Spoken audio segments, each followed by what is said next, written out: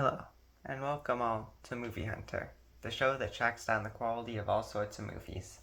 My name is Hunter, and today in the 14th episode, our target is Toy Story, produced by Pixar Animation Studios and distributed by Walt Disney Studios Motion Pictures, then called Buena Vista Pictures Distribution.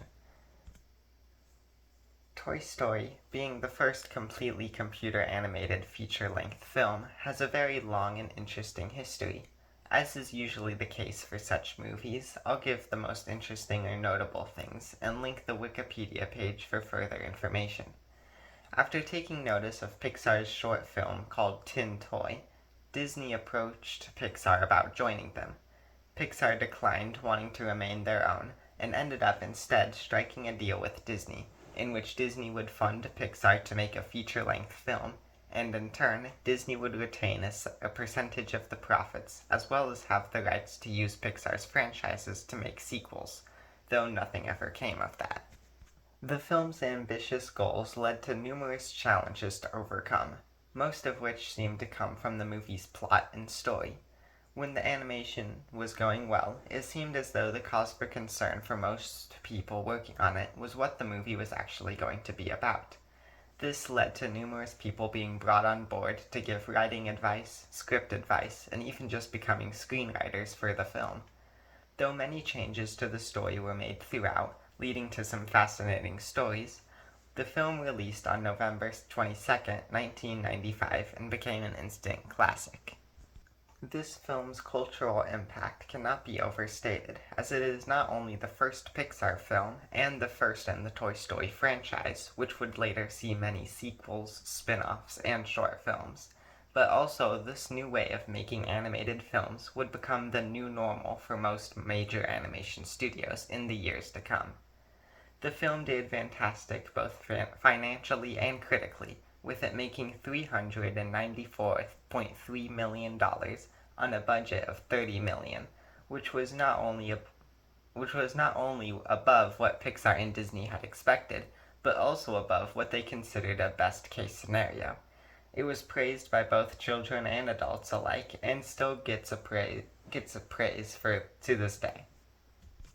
The Toy Story franchise has also sparked many video games and theme park rides and is arguably Pixar's biggest franchise.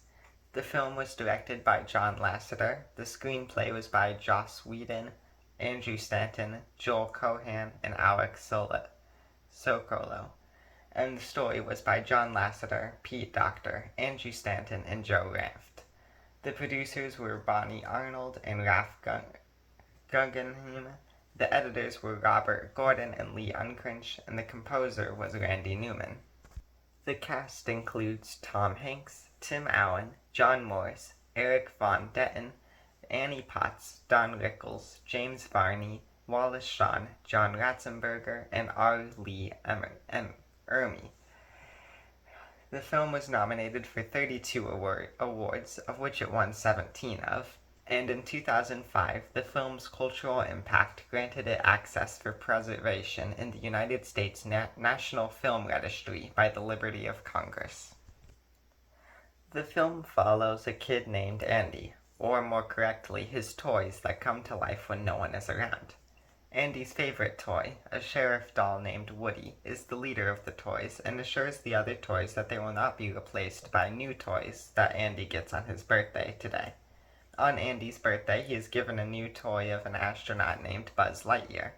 Buzz doesn't realize that he is a toy and thinks that he is a space ranger that is on a mission to stop the evil Emperor Zurg.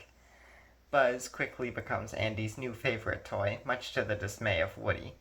Trying to get Andy to take him instead of Buzz to the pizzeria, Woody tries to knock Buzz behind a desk, but accidentally ends up shoving him out the window, making the other toys mad at him, but getting away because Andy decided to take him after being unable to find Buzz. Making a stop at the gas station, Buzz confronts Woody, having hitched a ride on the car, ending with them out of the car and Andy leaving them behind, declaring them lost toys. Woody and Buzz manage to meet up with Andy at the pizzeria, but end up getting taken by Sid, Andy's kid neighbor who enjoys destroying toys. In Sid's room, Woody and Buzz encounter Sid's mangled toys that appear to be cannibals. There, Buzz discovers a commercial of himself and, in an act of defiance, tries to fly out a window, only to fall to the floor and break his arm off. Woody recovers him and his arm and brings him back to Sid's room, only for his toys to gather around Buzz. But it turns out that they aren't cannibals, and they fix Buzz's arm. Sid finds him after this and straps a rocket to Buzz's back, with the intent to launch it the next day when the weather is better. Woody and Buzz have a conversation that night, and Woody tells him about how being a toy is great, and how much cooler he is than Woody. Buzz then helps Woody out of his crate he was trapped under, but Sid wakes up and grabs Buzz. Woody is then able to team up with Sid's toys and come up with a plan to free Buzz and have Sid not beat up his toys anymore. They manage to get Sid and scare him by revealing that they are alive, and Woody gets Buzz and they make a run for the moving van, carrying Andy's family's stuff to their new home. After a climatic final chase, Woody and Buzz manage to launch the rocket to the moving van, cut it off at the last minute, and land safely in their car, having Andy find them and get excited. The ending shows the toys having everything cleared up, and Woody and Buzz being friends. First, I'd like to discuss something a bit unique from what I've discussed in previous episodes, and that is trying to define what makes a classic movie. I think we can all agree that Toy Story is a classic. It is remembered upon fondly and is a good example of what level of quality a movie should try to be. But why is this movie, and others, classified as a classic? And what exactly does that mean? Well, personally, I don't think that all classic movies have a specific thing in common that makes them a classic. Rather, I would say that there are different types of classics. Toy Story fits under what I would call a story or concept classic. Other movies that I would also put here include Home Alone, Shrek, Back to the Future, Jurassic Park, Indiana Jones, Raiders of the Lost Ark, Star Wars: A New Hope, The Goonies, and Jumanji. These films all have two main things in common that I would say classifies them as a story/concept classic. Firstly, they all originate from a single unique concept. Each one takes a unique idea and expands upon it in a natural way. What if a kid was left home alone? What if a board game came to life? What if dinosaurs were brought back in the modern day? Sometimes it can be even simpler, with just a guy who explores ancient ruins, or a space war, or a group of kids searching for treasure. Toy Story is obviously what if toys came to life.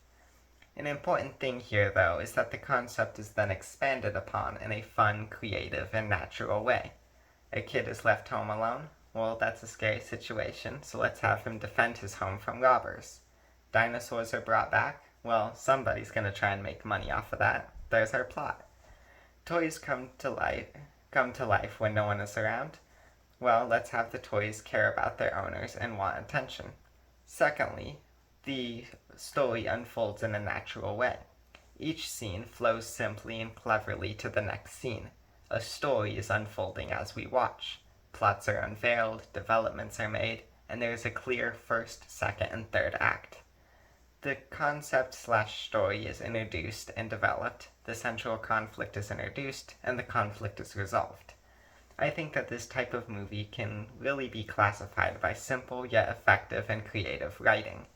It doesn't mean that the whole movie lacks a deeper theme or message, but at its core appeal is the story.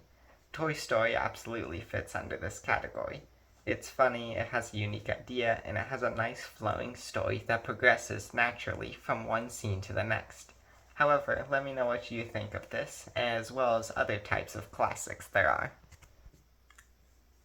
Another great thing about Toy Story is the world building. As already discussed, the initial idea is really well developed, but I'd like to be a bit more specific. The side characters are really fun. They each have a unique personality and have variable designs that offer a good dynamic. Slinky Dog generally takes Woody's side. Mr. Potato Head is overly critical of him. Ham is somewhat the same, though slightly fairer, and Rex would rather just stay out of conflict. Bo Peep is Woody's love interest, but she has bits and pieces of her own character too. Sarge, the leader of the Green Army Men, is Woody's patrolman, who gets sent out on missions to ensure the safety of the toys. On top of that, there are numerous other characters who appear rather briefly, but are still plenty creative, such as the Barrel of Monkeys, the Robot, the Snake, the Etch-a-Sketch, and Mr. Spell. They provide a nice background that allows a great expansion onto the concept. The toys' desires, motivations, actions, and fears also make a lot of sense. Toys don't actually come to life, so in this fictional world where they do, it makes sense that they wouldn't when in the presence of humans. Toys serve the real-life purpose of entertaining, so it makes sense that the toys deeply care about their owner and being cared for. Kids have favorite toys, and so the toy's leader is the favorite toy, and they have meetings about birthday parties and holidays that may be cause for concern if they were to get replaced by new toys. The world building is somewhat simple, but as we have discussed, it's creative and effective. While we're discussing the world building, I think the music is another thing that must be talked about. Randy Newman composed 3 songs containing lyrics, and they're all pretty good.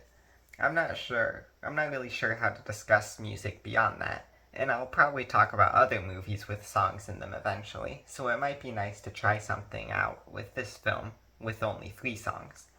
I think it would make the most sense to rank them quickly by their catchiness, which will obviously be the most subjective, and how well it fits into the scene. Let me know what you think of this way of discussing music in the future. Alright, so last place is I Will Go Sailing No More, which fits extremely well with the scene it is in.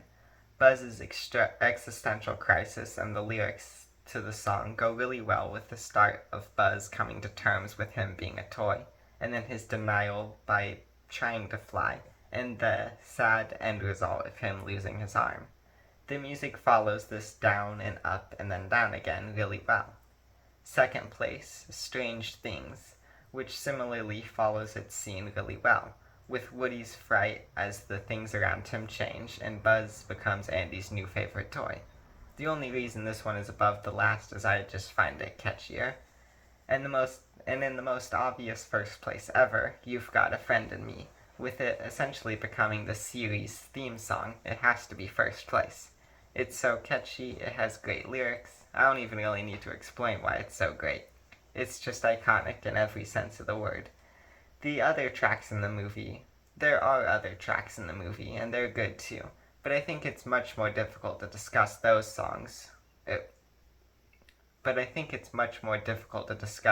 as songs with lyrics are going to stick in people's heads more.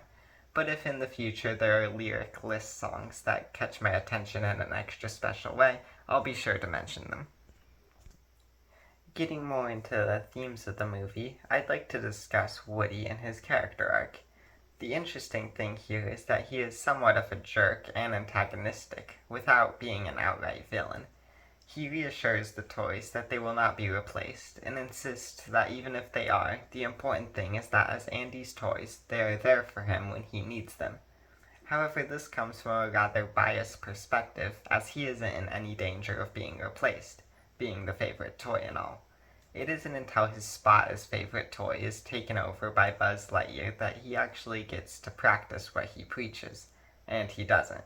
He is easily upset by Buzz and is obviously upset by this new situation, made even worse by the fact that Buzz doesn't even realize he is a toy.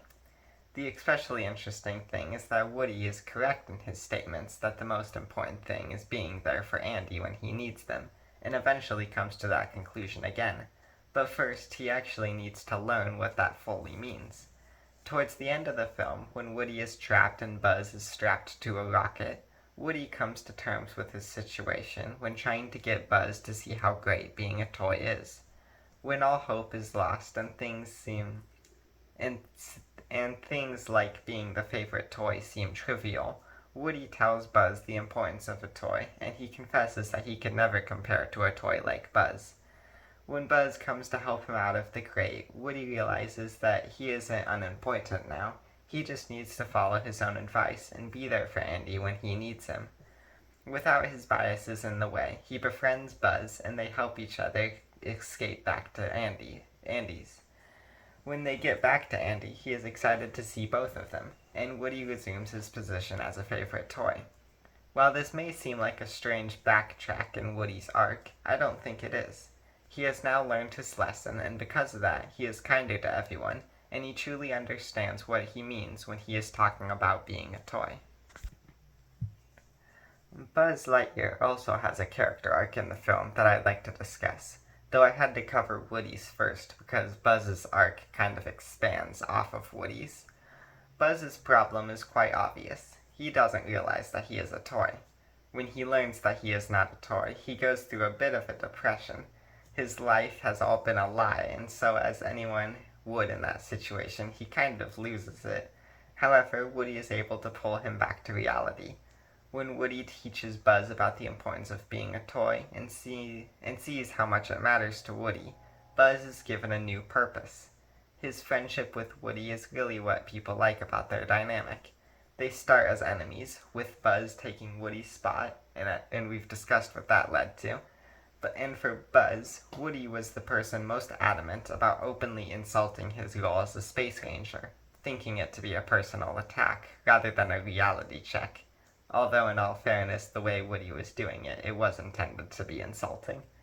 Buzz's arc is really interesting as his arc is really dependent on the friendship he gets with Woody, because Woody is the one who pulls him out of his depression, and their friendship helps Buzz realize that there is still a very important role for him, despite things not working out as originally intended. Though I will delve deeper into this at a later date, I want to state how I really like how the second film flips that around by having Woody being the one that deeply depends on their friendship. These two arcs are very interesting and compare with each other well, and with the story and concept. I've never fully understood the complete praise this film is given for its character arcs, but I've always had an appreciation for it. Personally, I'm currently under the opinion that Monsters, Inc. fills that role better, but Toy Story is much more better for the great story. Speaking of the great story, I'd like to wrap up our discussion by covering the antagonist, Sid, and the finale. Sid is a very good antagonist. I hesitate to call him a villain, as I think antagonist really fits his character better. A villain, in my opinion at least, is someone who is actively evil and resents the protagonists. While Sid is openly evil, and he's definitely inconsiderate and rude, to say the least, he is ultimately unaware of the toys being alive. I'm not trying to justify Sid's actions. He absolutely should treat things and people with more respect, but rather I'm just trying to get to the point that he doesn't have a personal vendetta against the toys. Nonetheless, he provides a threatening presence, and his setup is done very well, with him blowing up a toy early in the film, before he even becomes plot relevant, and he sticks in the audience's mind as a potential threat to the characters. His defeat is also really satisfying, with Woody and Sid's toys coming up with an elaborate plot to scare him and teach him a lesson. The final chase is also a ton of fun, where Woody and Buzz rush to get to the moving van, and it involves a chase against Sid's dog, a car chase, a rocket, the side characters, and a testament to Woody and Buzz's friendship. That's just a ton of fun and is a great ending to the film. The bit at the end with all the characters celebrating Christmas and Woody and Buzz being friends, and ending on the great note of having Andy getting a puppy to Woody and Buzz's semi-concerned faces is just hilarious. Overall, I give Toy Story an 8 out of 10 for being a really fun classic.